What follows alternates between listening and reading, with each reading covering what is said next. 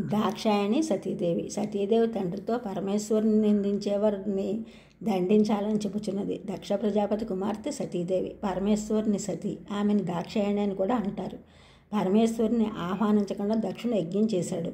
అది తెలుసుకుని ఆమె వేదంతో వచ్చి తండ్రిని ద్వేషించే వలన మంచి గుణాలు కూడా చెడ్డ గుణాలుగా పొరపాటు పడతాం నాన్న, నీ బుద్ధిని ద్వేషం నుండి వేరు చేసి చూడు. సర్వలోకాలకు సమస్త శుభములను ప్రసాదించే పరమశివుని పాద కమలాలను ప్రయత్నము చేత ధ్యానించే ధన్యాత్ములకు అసాధ్యం ఏముంటుంది ఈ లోకంలో. నీవు దాన్ని వదిలిపెట్టి ఆయన ఎందు తప్పులను వెతుకుతున్నావు. బ్రహ్మదేవుడు అంతటి వాడు పరమశివుని పాద కమలములను పరమానందో శిరస్సున ధరిస్తాడు. ధర్మరక్షణ దీక్షాపరుడైన హరుడు అందరికీ అన్ని అభీష్టాలను నెరవేరుస్తాడు. అట్టి మహనీయుని నిందించే పాపాత్ముని జిహ్వను ఊడదీసేయాలి. అట్టి శక్తి తనకి లేకపోతే తానే శరీరాన్ని త్యజించాలి. ఈ రెండూ చేత కాకపోతే చెవులు మూసుకొని దూరంగా వెళ్ళిపోవాలి. అదే ఉచితమైన కార్యం. నాన్న, ఈశ్వరుని నిందించిన నీకు కుమార్తెను అనిపించుకోవడం కూడా నాకు ఇష్టం లేదు.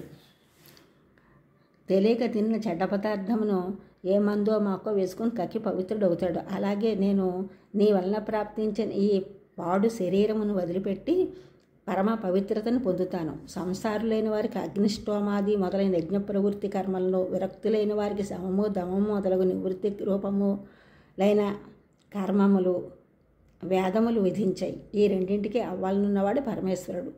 అన్ని లోకాలకు శుభములను చేకూర్చే శంకరుని విషయంలో క్షమింపరాని తప్పు చేశావు. అట్టి నీకు నేను కుమార్తెను కావడం నా దురదృష్టం.